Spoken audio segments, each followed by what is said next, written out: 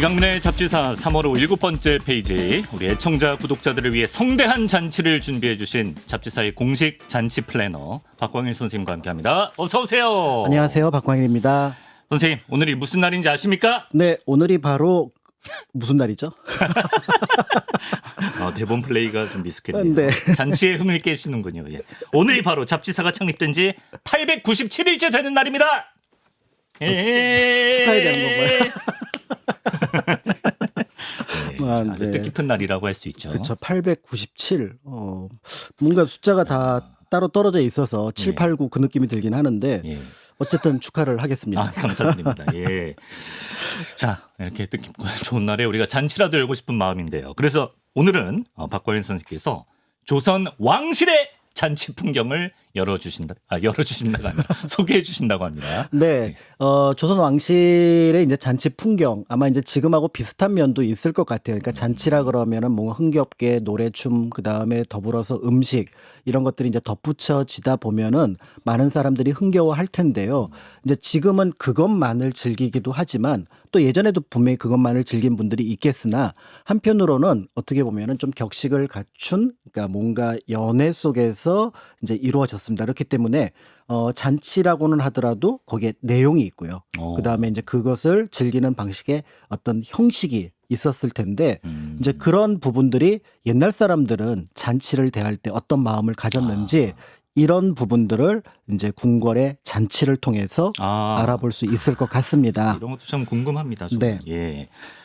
일단 뭐 조선 왕실에서 잔치를 여는 날은 뭐 어떤 경우에 열었습니까? 네, 이제 축하할 일이 있을 때 잔치를 연다라는 것이 이제 기본 원칙인데요. 네. 그러니까 보통은 왕을 중심으로 해서 왕실 가족의 생일, 탄생, 그 다음에 결혼, 이제 나라 보통 우리 민간에서는 이제 혼례라고 하지만 네. 국가에서는 이제 가례라고 하거든요. 예, 예. 이런 어떤 그런 행사가 있을 때 그 행사와 더불어서 후속으로 이제 잔치가 베풀어졌다라고 볼 수가 있을 것 왕의 같은데요. 생일이라고 했을 때는 매년 기념했나요? 매년 기념을 해야죠. 그렇군요. 그래서 무슨 절 하는 게 원래 이제 황제의 어떤 생일을 가리키는 낱말이었었거든요. 이제 그만큼 중요한 날이라고 볼 수가 있고요. 네. 그리고 더불어서 이제 왕실 외에 이제 왕실은 또 한편으로 국가를 상징하니까 네. 우리 말고 온 백성들하고 같이 즐길 수 있는 날이 있으면은 그때 잔치를 베푼다. 대표적으로 명절. 명절에. 네. 오. 그래서 이제 뭐 설이 됐을 때, 그 다음에 추석이 됐을 때, 또 예전에는 동지, 단오 이런 것들 굉장히 중요하게 생각을 했었거든요. 네. 그럴 때 그럼 더불어서 우리 잔치를 한번 베풀자라고 했습니다. 1년에 한 뭐 10번 가까이 열었겠네. 네, 굉장히 많아요. 예. 그래서 이제 큰 것, 작은 것 다 가리켜서 굉장히 많으니까 이제 이거를 어떻게 부를까 이것도 고민을 했던 것 같아요. 네. 그런데 이제 보통의 궁중에서 벌어지는 잔치를 옛 표현으로 따르면 연향 이렇게 이제 얘기를 했는데요. 이제 연이라고 하는 것들은 어떻게 보면은 뭔가 그 음악을 뜻하고 네. 그다음에 향이라고 하는 거는 술과 음식을 뜻합니다. 그러니까 향이 그 향기 향인가요? 아니요. 그거 아니에요? 네. 그러니까 결국은 연향을 가지고 있으면은 네. 이제 어떻게 보면은 음악과 술과 음식. 요렇게 있으면 이제 잔치가 기본이 된다라고 볼 수가 있는데 예. 여기에 덧붙여서 이제 뭔가 그 특별한 공연이 있다면 그러면 그 잔치는 훨씬 더 특별하게 느껴지잖아요. 예. 그러니까 우리끼리 뭔가 막 먹을 때 누군가 이제 와서 퍼포먼스 공연 또 팀이 온다 그러면은 예, 예. 그 잔치의 격이 확 올라가는데 그 공연을 궁중에서 하는 것들을 정제라고 얘기를 합니다. 그래서 무용, 음악, 그 다음에 거기에 노래까지 덧붙여지는 굉장히 클래식한 어떤 것들이 있었는데 네. 이제 이런 것들이 이제 연향에 포함되면서 궁중 연회의 대표적인 모습들을 야. 만들어 낸다고 볼 수가 있습니다. 예. 뭐 저 정도 스케일에 그렇게 뭐 빈번하게 잔치를 열었으면 잔치를 담당하는 관청이라든지 뭐 관련 규정 같은 것도 있었을 것 같아요. 그렇죠. 잔치는 그렇기 때문에 즐기는 것에 그치는 것이 아니라 일종의 국가 의례라고 봤습니다. 국가 의례. 그러니까 이호 예병의 예조. 그러니까 예조가 그 역할을 담당한다라고 볼 수가 있는데요. 네. 그런데 이제 이 잔치가 워낙 규모가 크니까 또 초청하는 인사들에 따라서 예를 들어 뭐 공신들을 초청한다. 그럼 충원부가 나서야 되고요. 충원부는 공신 담당 기관이고 그 다음에 이제 이번에는 조금 이제 대내적으로 좀 합시다. 궁궐 사람들 중심으로 하면 종친들이 불려옵니다. 네. 그럼 그 종친부가 또 거기에 이제 가담을 하면서 그러면서 이제 잔치의 격을 하고 기본적으로 이제 궁궐에서 운영되는 여러 관청들, 뭐 사원을 중심으로 해서 이런 데는 항상 이제 어떻게 보면 대기를 하고 있다. 이렇게 이제 볼 수가 있을 것 그러니까 같은데요. 격에 따라서 부서가 따로 있었다는 거죠. 그렇습니다. 예, 예. 그렇기 때문에 이런 것들을 이제 어떻게 보면은 그 법전이라든지 올해에 따르는 예의 규칙을 정한 책에 보면은 네. 정확하게 그 내용이 적혀 있는데요. 네. 예를 들어 단오추석 왕의 행차 이후 잔치는 의정부가 육조에서 담당한다. 그다음에 왕비는 내전에서 잔치를 베풀고 그다음에 내외 명부가 모두 참석한다. 그리고 매년 가을에 양로연을 치른다. 양로연. 네, 그러니까 노인들을 공경하는. 초청해서 이제 잔치를 베푸는 건데 그럼 노인이 누구냐? 네. 근데 일단은 국가 기준은 나이 80세 이상. 80세 이상이면 당시엔 엄청 그렇죠. 거의 그러니까 100세급이죠 지금. 엄청 장수하신 예, 분들이니까 예. 그분들을 초청하지만 지역에 따라서는 뭐 60세 이상, 70세 이상 이렇게도 하고요. 또 한편으로 이제 각 지역의 수령들이 또 예를 들어서 잔치를 베푼다라고 하는 잔치에 대한 규칙, 그러니까 의례에 대한 규칙들이 쭉 정리가 되어 있었습니다. 그리고 이제 소개해 주신 규칙을 보니까 잔치를 여는 주체가 누구냐도 굉장히 중요했던 것 같아요. 그렇죠. 이제 왕이 주체는 잔치다. 뭐 그거는 뭐 모든 것들을 다 포함한다고 보면 될 것 같습니다. 네, 네.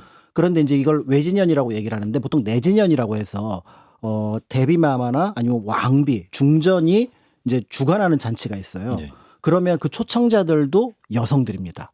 그러니까 내명부나 아니면 이제 외명부라고 하면은 대신들의 부인을 가리키거든요. 네, 네.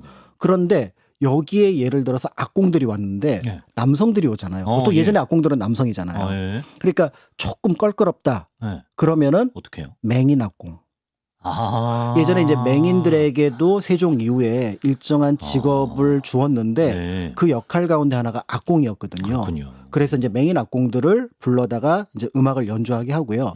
보통은 이제 내관들, 내시들이 잔치에 이제 여러 가지 것들을 이제 그 보조를 하지만 네. 여기에서는 이제 궁녀들 중심으로 그러니까 차비나 이런 것들을 전부 다 궁녀들이 담당을 함으로써 이제 보조를 하게 되기도 하고요. 네. 또 한편으로 예를 들어서 춤을 출 때도 보통은 남자 무동이 춤을 춥니다. 어린 아이, 남자 아이. 예. 그런데 이제 중전이 주관하는 행사라면은 거기에는 여자 기생. 물론 이제 왕이 주관하는 행사에도 여자 기생이 참여를 합니다만은 예, 예. 여기에는 그래서 가능하면은 출연진이나 스태프도 여성들로 해서 불편함이 없도록 내외의 격식이 있으니까. 달라지는구나 네, 확실히. 이런 것들을 예. 볼 수가 있을 것 같은데요. 예. 그래서 보통 이제 왕실 잔치 자체를 보통은 이제 크게는 연향이라고 얘기를 하지만 그걸 구체적인 행사명으로 본다면 진연이라고 얘기를 합니다. 진연. 이거를 이제 잔치라고 보는데 네. 좀 큰 규모를 이제 진찬 이렇게 이제 표현을 하기도 하고요. 네. 작은 것을 이제 진작 이렇게 얘기를 하기도 하는데 조선시대 관청 관련돼서 이제 임시로 생기는 관청을 도감이라고 그러잖아요. 그러면 이렇게 쭉 찾아보다 보면 진연도감. 진연도감이 그러니까 있었군요. 잔치를 위해서 임시로 설댐 관청. 잔치의 이런 진심이었네. 네, 이렇게 볼 수가 있습니다. 예, 예. 즉 이렇게 볼 수가 있고요. 더불어서 이제 진연이라는 표현을 써야 되는데 이게 이제 조금 과하다 싶으면 이제 겸손의 표현으로 쓰는 경우도 있습니다. 그래서 영조 임금 같은 경우는 50세가 됐을 때 뭔가 잔치를 베풀고 싶은데 예. 그러니까 그 대왕 대비가 살아 계셨거든요. 인원왕후가. 예. 그러니까 거기서 내가 아무리 내가 왕이지만 예. 또 이걸 잔치를 진연이라고 하면은 약간 좀 무례한 것 같기도 하고. 약간 유교 사상에서. 그렇죠. 예. 효의 관점에서 보면은 예, 예. 그래서 그러면은 이거는 줄여서 임금을 어라는 표현을 많이 쓰니까 그럼 어연으로 하자.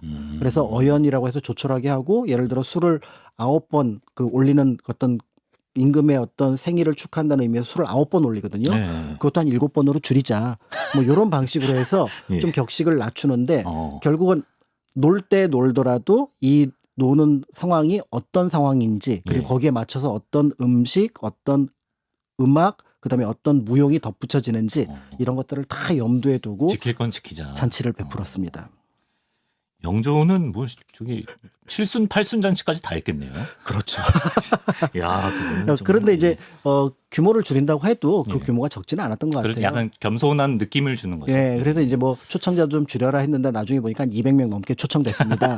이제 이렇게 진행을 했다라고 볼 수가 있는데요. 예. 그렇기 때문에 사실은 이제 왕실에서 왕이나 왕비가 주관하는 잔치는 한편으로는 즐기는 것이 되기도 하지만 근데 우리가 역사 영화나 드라마를 보면은 뭔가 어떤 그 주인공인 왕과 왕비를 중심으로 격변이 나타날 때 그 대상이 항상 뭐냐면 잔치 공간이. 아, 예, 예. 그러니까 뭔가 그쵸. 음식을 받고 있는데 뒤에서 뭔 일이 벌어진다거나 네. 아니면 거기에서 뭔가 갑자기 누군가 들어와서 네. 그 행사를 다른 방식으로 이끌어 간다거나 네. 이런 장면들이 맞아요, 나타나잖아요. 맞아요. 예. 이게 어떤 의미에서는 잔치 자체가 정치적인 의도를 갖고 있다라는 거를 이제 그 감독님이나 아. 작가분들이 염두에 두고 예. 그 상황을 설정했겠다 이렇게 볼 수가 있습니다. 아, 그렇군요.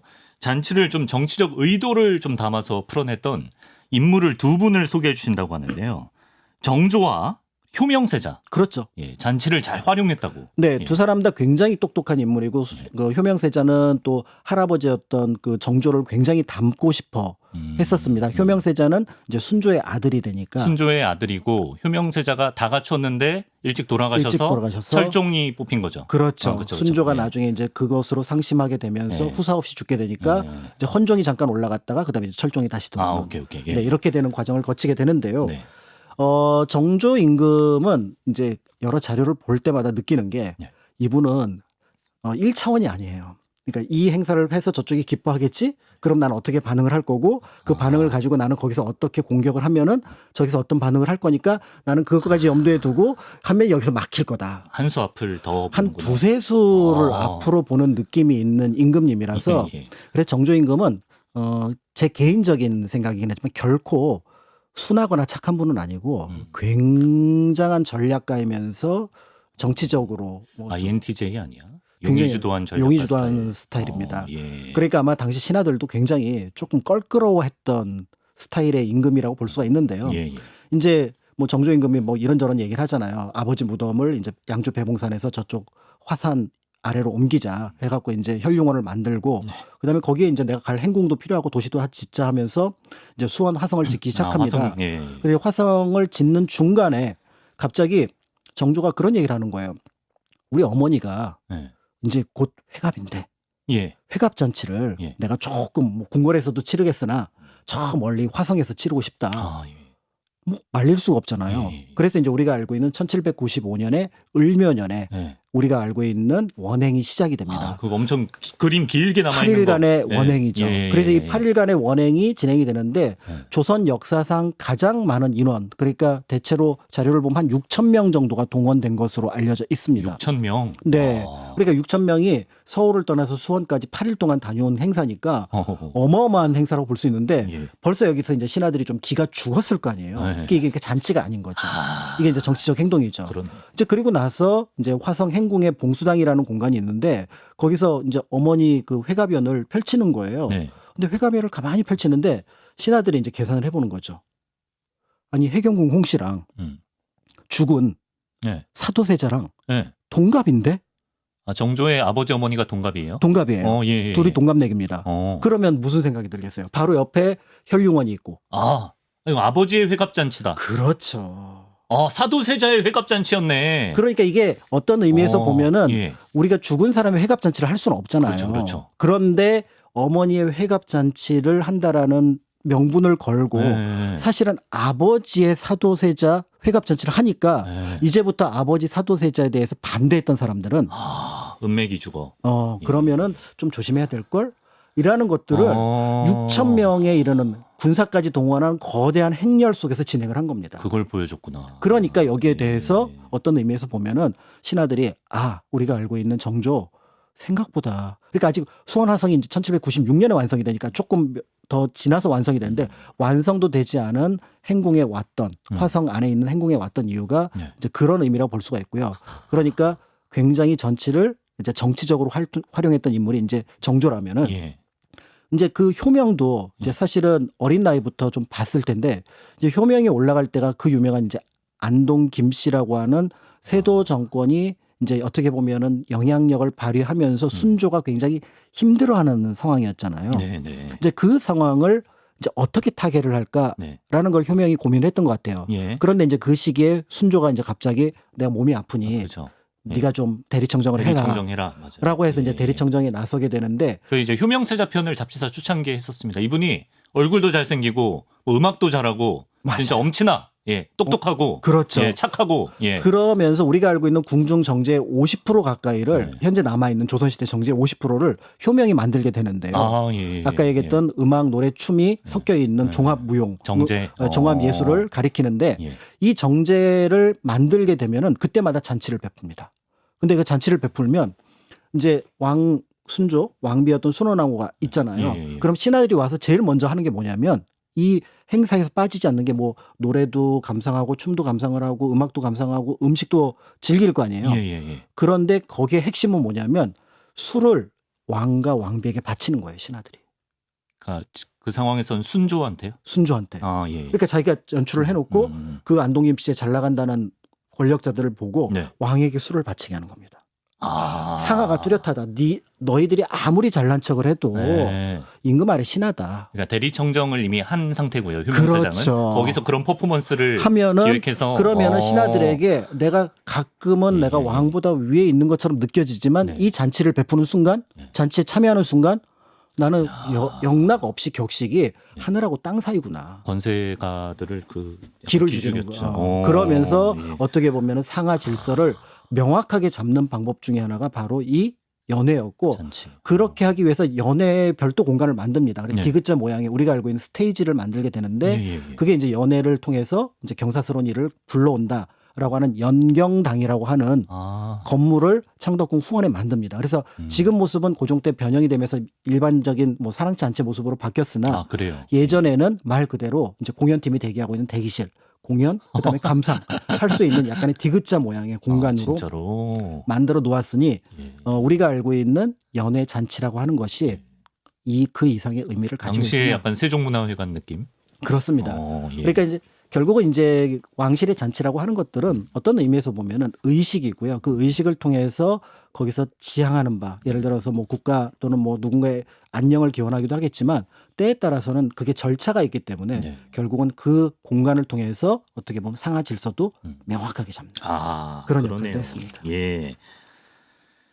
그리고 조선에는 나례라는 또 일종의 잔치가 있었다고 하던데요. 네, 나례가 나례- 뭔가요? 나의 나자가 한자가 예. 옥편에 그렇게 되어 있어요. 네. 옥편이 이제 한자 아, 사전이잖아요. 그렇죠. 예. 푸닥거리 나. 푸닥거리나? 예, 그러니까 귀신을 쫓을 나예요. 아, 약간 무속 신앙과 그렇죠. 연결된. 벽사의 의미를 가지고 있는 글자가 나니까 네. 결국 이 나래는 이제 의식이라는 뜻이니까 예, 예. 결국은 잡기를 쫓는 의식이라고 보시면 될 것 같은데 네. 이제 언제 잡기를 쫓느냐가 중요하잖아요. 네. 보통 이제 잡기가 창궐하지만 그 힘이 약해지는 타이밍을 노려야 되는데 그게 이제 가장 사람들이 묘하게 느껴지는 시간이 뭐냐면 낮에서 밤으로 갈 때. 낮에서 저녁 시간. 아, 예. 그러니까 해는 떨어졌는데 아직 그 밝은 기운이 남아 있을 때. 네. 이때는 약간 좀 뭔가 두려움이 생기는 시간이죠. 그리고 아예 밤이 되면 이제 좀 뭔가 조심을 하는데 네. 그런데 그것과 반대되는 시간이 밤에서 동틀 때. 동이 틀 때 아직 해는 뜨지 않았지만 벌써 뭔가 밝은 기운이 돌아오잖아요. 네. 그러면은 이제 곧 낮이 될 거니까 이제 이 밤의 기운, 음의 기운이 사라질 거라는 희망을 갖게 됩니다. 아, 예, 예. 요게 일단 하루라면은 네. 그걸 1년 기준으로 놓고 보면 그게 언제냐면은 이제 섣달 금음. 섣달 금음. 그렇죠. 그러니까 1년을 마지막으로 하고 그다음에 이제 새해가 시작되는 그날 새벽에 이 잔치를 베풀면 1년 동안의 잡귀들을 모두 몰아내고 약간 동지 곧된 거죠. 그렇죠. 예, 예, 예. 동지이기도 하고 예, 예. 이제 섣달 금음이기도 합니다. 그래서 예, 예. 요때 이제 우리가 알고 있는 잡기. 잡기를 몰아내는 행사를 치르는 게 나랍니다. 뭐 구체적으로 어떤 식으로 몰아냈나요? 일단은 이제 잡기가 곳곳에 숨어 있을 거라고 봐요. 그러면 예. 임금님한테 고합니다. 이제부터 나래를 시작하겠습니다. 예, 예. 라고 하면 이제 임금이 자, 그럼 의식을 시작해라. 이거 굉장히 공식적인 행사거든요. 너무 멋있다. 예, 그러면 이제 갑자기 수십 명의 애들이 빨간 옷을 입고 뛰어다니는 거예요. 가면을 쓰고. 애들이요? 예. 애들은 그냥 일반 애들인가요? 예, 일반의 그 꼬맹이들을 이제 섭외해가지고. 섭외해갖고 섭외해가지고 궁궐 행사에 의외로 애들이 많이 들어옵니다. 예, 예. 그 기우제 지낼 때도 들어오고 예. 이렇게 나래를 치를 때도 들어오는데 얘네들이 막 뛰어다니면서 이제 귀신을 막 쫓아내요. 채찍도 들고. 그럼 일단 기본적인 잡기는 일단 쫓겨나고요. 그래서 얘네들은 이제 진자라고도 부르기도 하고 예. 초란이라고도 부르기도 하는데 이 초란이가 민간에 퍼진 게 우리가 그 안동 하회별신구 탈놀이 보면은 계속 깐족거리는 캐릭터가 있습니다. 초랭이라고. 초랭이. 예. 그게 초란이의 손말이에요. 아 그렇군요. 그러니까 얘네들을 가리키는 거거든. 귀신 예. 쫓는 아이들. 예. 그러니까 보통 우리나라에서 뭔가 탈춤을 한다는 거는 어떤 굿하고 연결이 되는데 네. 거기 결국에는 이제 벽사의 의미가 있으니까. 그리고 이제 음식을 차리고 이제 뭔가 즐기는데 이때 이제 복숭아. 이게 복숭아 귀신 싫어하는 아 과일. 그렇군요. 예. 네. 예. 그다음에 이제 모란. 이거는 뭔가 경사를 불러들은 복스러운 꽃이니까 그래서 이 두 글자를 합치면 벽사 진경. 벽사진경. 네, 그 사악한 것을 몰아내고 그다음에 경사는 맞이한다. 아. 이런 의미로서 이제 시작이 되면은 예. 이제 본 무대는 이분들이 담당하죠. 어떤 분들? 5인조. 5인조? 아이돌인지는 모르겠지만 5인조? 예, 그래서 옷도 청적, 황백, 흑, 오방색에 맞춰갖고 짜잔 하고 등장을 합니다. 사물놀이인가? 아닌데. 5인조의 춤꾼들 바로 누구예요? 처용, 처용? 처용, 처용무. 처용무예요. 그러니까 처용무를 추는 팀이 있다는 거죠. 팀이 5명이 처용이 5명이 들어와요. 5인조 공연. 예. 네, 그러니까 제가 보기에는 우리나라의 5인조 아이돌의 시작은 시작이다. 이분들로 봐야 되지 않을까. H.O.T.보다 앞섰다. 네, 그래서 이제 그 흰색 옷을 입은 분은 서쪽, 그 다음에 예. 청색 옷을 입은 분은 동쪽, 그 다음에 적색 옷을 입은 분은 남쪽, 흑색 옷을 입은 분은 북쪽, 황색은 가운데입니다. 가운데가 약간 저기 문희준 씨 포지션인 것 같아요. 그렇죠. 예, 약간 좀, 예. 그러니까 이제 저렇게 5명이 춤을 추는데 이제 우리가 신라 때 처용 설화를 통해서 알 수 있는 것처럼 귀신이 어떻게 보면 예의를 갖춰서 당신이 나타나는 곳에는 나는 나타나지 않겠습니다. 라는 그렇지. 얘기가 우리나라에서 몇백 년 동안 벌써 쌓였었잖아요. 신라 시대 때 있던 거를 조선에서도 계승이 그렇죠. 됐네요. 나래 자체는 이제 중국에서 고려 때 들어온 거니까요. 예. 그러니까 이제 그런 것들을 종합해서 조선시대에 이 나래를 만드니 이제 자연스럽게 이제 처용을 통해서 모든 것들이 이제 정리가 되고 거기에 이제 덧붙여서 이제 음식과 그다음에 이제 음악이 이제 제공이 되면은 우리가 알고 있는 묵은회 그리고 안 좋은 기운들은 보내고 그다음에 이제는 새로운 기운 새날. 그다음에 이제 뭔가 즐거운 흥겨운 느낌으로 새해를 맞이한다. 예. 이게 뭐 1년에 꼭 시작일 수도 있지만 우리가 뭔가 안 좋은 일이 있거나 뭔가 힘든 일이 있을 때 처형목 공연들 많이 하거든요. 예. 그리고 한번 딱 보고 오면은 이제는 내 주변에 있었던 안 좋은 것들은 없어졌을 거야 라고 하는 희망을 갖고 이제 마음을 좀 이렇게 단단하게 다지는 계기를 만들 수 있었고요. 당연히 저 날에는 궁중에만 있었던 것이 아니라 민간에도 다 있었습니다. 그래서 비슷한 모습들. 근데 저거를 다 갖출 수 없을 때는 뭐 탈춤으로 한다거나 아니면 아이들 몇 명 뛰어다니게 한다거나 또 때에 따라서는 이제 꼭 필요한 것들이 뭐냐면 방상시탈이라서 눈 4개 달린 귀신이거든요. 방상시. 예. 네, 이 굉장히 유명한 귀신입니다.